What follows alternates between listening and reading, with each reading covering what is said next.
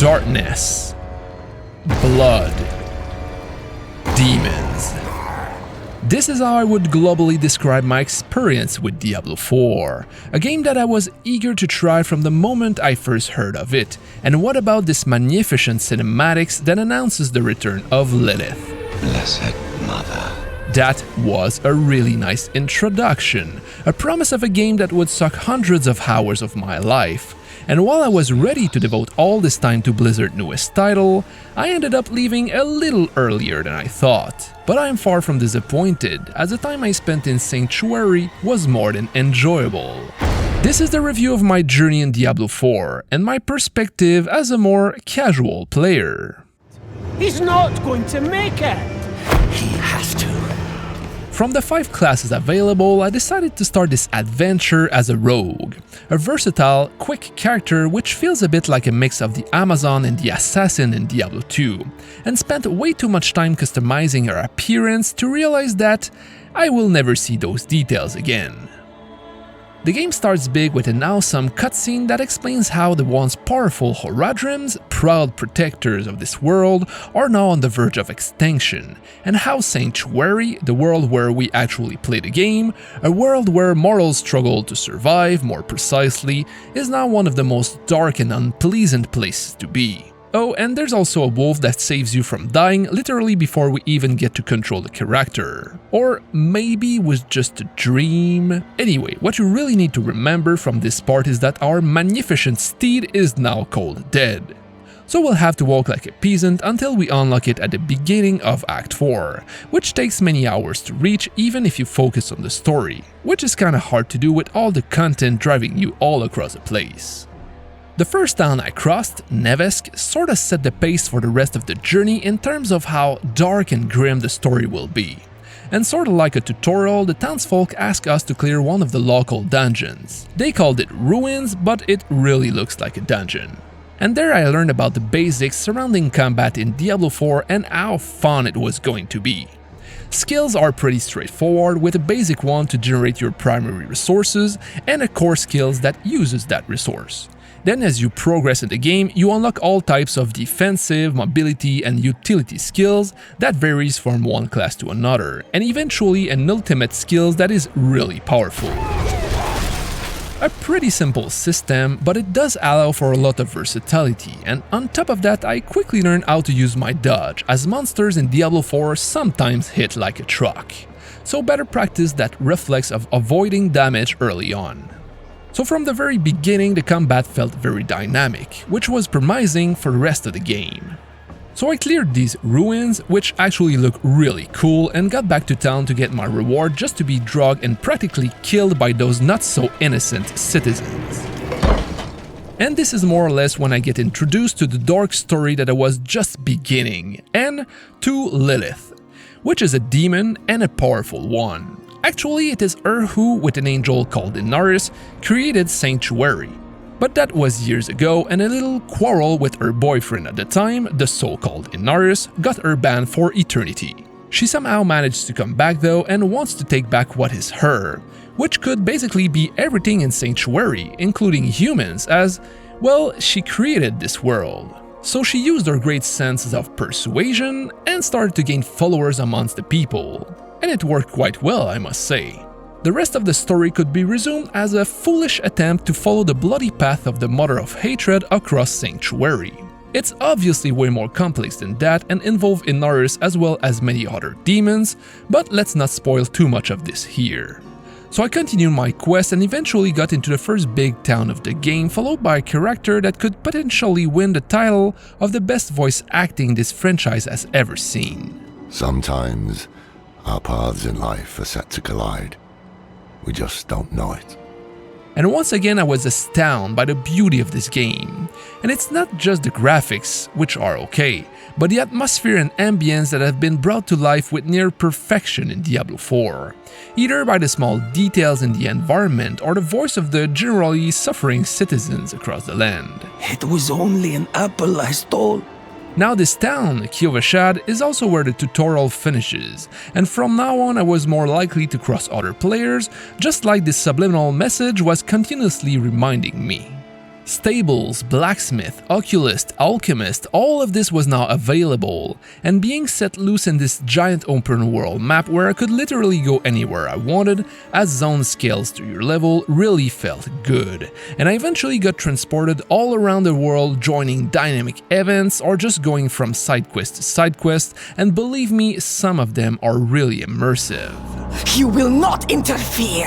And going in every corner of the map to find those altars of Lilith to make sure that I don't miss any free boosts for my character while trying to collect as much herbs and ore as possible, even though at this moment I had no idea what they were used for. But like in most games, I always believe those materials will be extremely important. And well, yes, they ended up being useful, either to upgrade items or imprint legendary aspects to gears, or simply to increase the effectiveness of potions or to craft various elixirs, which, let's be honest, are mostly used for the 5% experience boost they provide. So I was not wasting my time after all, and even if I could only play this game for short sessions at a time, considering my lifestyle and the sleeping habits of my newborn, I didn't feel punished by it, which is not the case for every game. I then realized that there was actually a main quest to follow, and at this point I felt so OP with my early build that I wanted more challenging fights, and really wanted my horse. I mean, look at how badass this looks. So I jumped back into the main quest and slowly realized that I would need to start looking at the details of my skills a little bit more. And this is where things start to get a bit messy, at least for a player like me who plays for 30 to 90 minutes at a time. So I didn't really want to spend 1 hour just analyzing all the details of every skill. And this is exactly what happened, to realize that it was not that simple. Overpower, healthy, injured, unstoppable, vulnerable, lucky hit, that one took a while to understand. I was divided between the idea of liking all these options as it makes this game way more interesting and replayable, and the idea of just wanting to understand what was happening on my screen. So I spent another hour looking online for guides on Diablo 4 mechanics, and even now that I reached the endgame, I still do not understand all the nuances of those mechanics, but I learned enough to feel comfortable playing it. So for the next 20-ish hours, I played through the story and finally unlocked my beautiful mount. A nice brown steed which must still be a bit wild, as no matter how hard I pressed the spacebar, he would only sprint in the wilderness. I can't do that here. And I was happy to see that pre-ordering the game was not totally worthless. Oh, and did you notice this cute little baby wolf on my back? Probably not. Anyway, I pursued my quest and realized after the completion of Act 5 that I somehow totally missed Act 4. But don't worry, it does exist, but it's close as short as the Act 4 in Diablo 2. Coincidence? I think not. Act 5 and 6 though were really good, finally bringing the challenging fights I was waiting for, as well as some of the best cinematic of the entire game, and while I was not expecting that sort of ending, which I'll let you discover yourself, it was still a satisfying experience and opened up many possibilities for the future of Diablo 4's story, which I am eager to see. And at this point in my journey I could have stopped the game there and would have been completely satisfied with my experience. But let me remind you that this is a Diablo game and so an action RPG, meaning that the time for grinding and looting had just arrived, and the endgame stuff was finally open, meaning that I would be looking for those nightmares, dungeons and world bosses, if by miracle I was able to be online when the event started, as well as the famous corrupted Helltide zones and those diverse bounties given by the weird but extremely cool Tree of Whispers. And doing all this to drop the good gears and unique items hidden in the code of this game so that my character would become as powerful as a god. Isn't that the ultimate goal of these games? So I spent a couple of evenings enjoying those things and finally reached the nightmare difficulty, which turned the game that I felt was a little bit too easy into a more chaotic experience, where all my practice with the dodge ability became life-changing.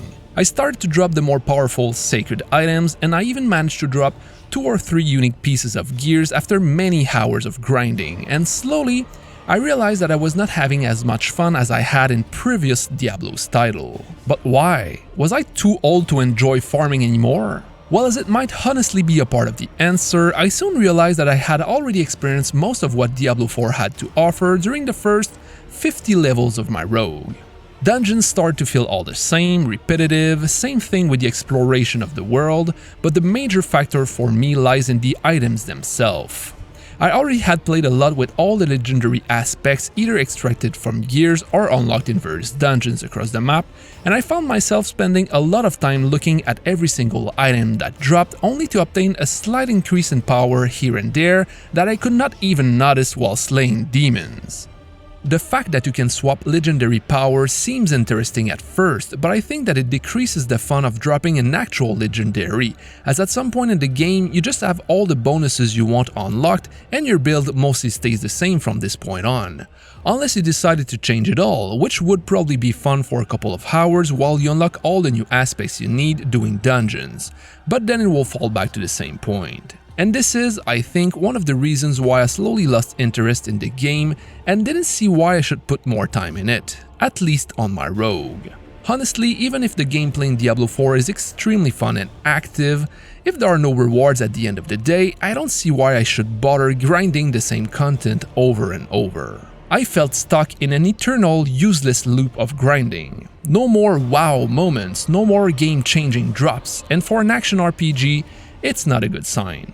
And I'm aware of the existence of unique items, which I bet can really be a game changer, just like all Diablo games before, but the drop rate seems to be so low that considering the time I can play every week, finding the one I need would take way too much farming. And the famous Paragon board unlocked at level 50 is interesting, but was not rewarding enough to keep me hooked.